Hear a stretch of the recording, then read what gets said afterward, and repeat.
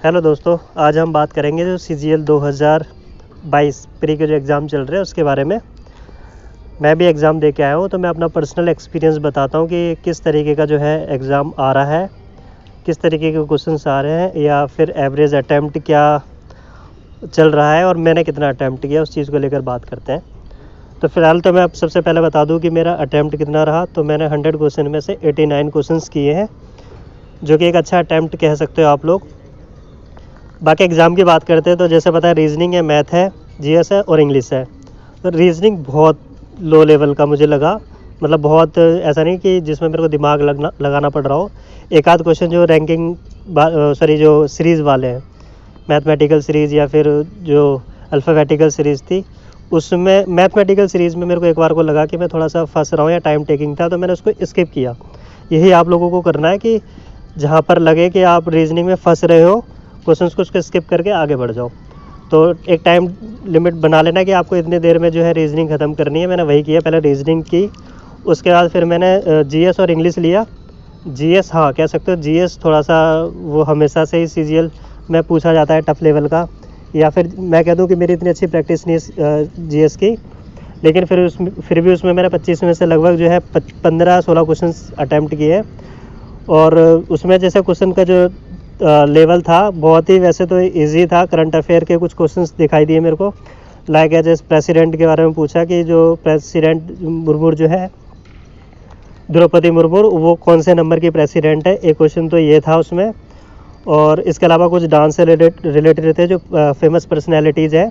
रुक्मणी देवी पूछा गया था कि कौन से जो है मतलब कौन से फोक डांस से रिलेटेड है वो, ये पूछा गया था। और हिस्ट्री के तो मेरे को दिखाई नहीं दिए। और पॉलिटिक्स की बात करेंगे तो हाँ, एक क्वेश्चन था कि यूनियन ऑफ पार्लियामेंट का जो हेड होता है वो कौन होता है।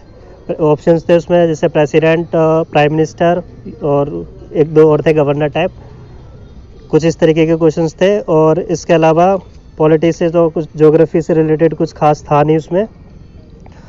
और अगर हम बात करें तो नॉर्मल क्वेश्चंस थे। और आजकल वो कल्चर से ज़्यादा रिलेटेड मतलब पूछ रहे हैं। अगर जिसने कल्चर पढ़ा हुआ है, थोड़ा सा करंट अफेयर देखा हुआ है, और तो वो इजीली क्वेश्चंस कर पा रहा है जीएस का।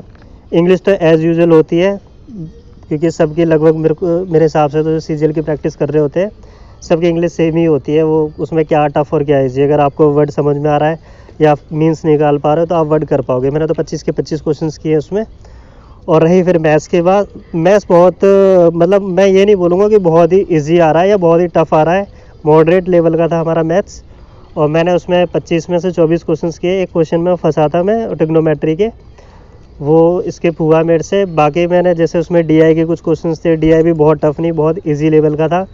अब बहुत ही जैसे आंकड़े दे दिए, उसका मीन निकालो, या फिर ये वाला जो ABCD करके दिया था कि जो है एक इधर ए बना रखा है, इधर का बी का है, तो बताओ कितना ज़्यादा कम है। इस तरीके के क्वेश्चन था डीआई में। एक डीआई उसमें जो सर्कुलर वाली थी, सर्कल वाली, जिसमें एंगल पूछता है, वो वाली थी। और थोड़ा सा टाइम एंड वर्क का एक क्वेश्चन था, बहुत ज़्यादा टफ नहीं था। जैसे A+B मिलके इतने में करते हैं, और मतलब A+B नहीं, मतलब मैन और वुमेन मिलकर इतने दिन में कर देते हैं। फिर इस तरीके वाले क्वेश्चन थे, बताओ वुमेन अकेले में कितने दिन में करेगी। मैथ्स में ये क्वेश्चन देखने को मिला मेरे को, और जो बड़ा इजीली तरीके से हो गया था। और फिर रेशियो और प्रोपोर्शंस की बात करें, रेशियो प्रोपोर्शन से क्वेश्चन आ रहे हैं, वो भी बहुत ईजी था। जैसे ABCD रेशियो बना के, मतलब 3 लोग हैं, उनका रेशियो दे रखा है, फिर B की जो है इनकम ये है, तो C की कितनी होगी, मतलब रेशियो सेट करके आपको वो निकालना होगा। इस तरीके के क्वेश्चंस था। प्रॉफिट एंड लॉस से बहुत ही इजी था, SPCP का था। और इसके अलावा मतलब कुल मिला के सारे क्वेश्चंस तो मेरे को याद नहीं है, लेकिन मतलब कुल मिला के बहुत ही आसान था। लास्ट में मैंने मैथ्स की थी, और उसके लिए मैंने 25-27 मिनट बचाए हुए थे। और जो बड़े इजीली तरीके से मेरे मतलब 5 मिनट पहले ही, मतलब कह सकते हो कि 20-22 मिनट में मैंने पूरे उसके क्वेश्चंस कर दिए थे। बाकी जो क्वेश्चंस बचे, बाकी जो टाइम बचा, वो मैं वापस रीजनिंग पे आके, जिसमें फंसा था, अल्फ़ाबेटिकल सीरीज़ जो थी, और उसमें जो न्यूमेरिकल सीरीज़ थी, वो बड़े ईजिली बहुत जल्दी से हो गया वो। तो जिस वजह से रीजनिंग के पूरे 25 के 25 क्वेश्चन हुए।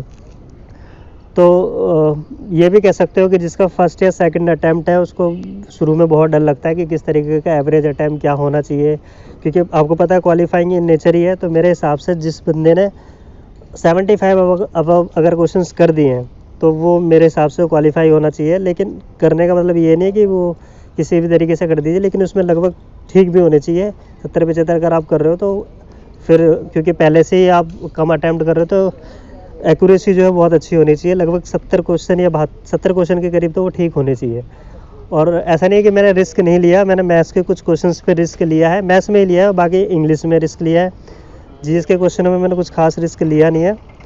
तो ये ओवरऑल इसका पूरा वो है। यूट्यूब पे पता नहीं अलग अलग क्वेश्चंस बताएंगे कि ये है वो है, मैं अपना पर्सनल एक्सपीरियंस बता रहा हूँ जो जिस तरीके का एग्ज़ाम आ रहा है। तो ऑल द बेस्ट जो नेक्स्ट जो शिफ्ट में आने वाले बच्चे हैं उनके लिए।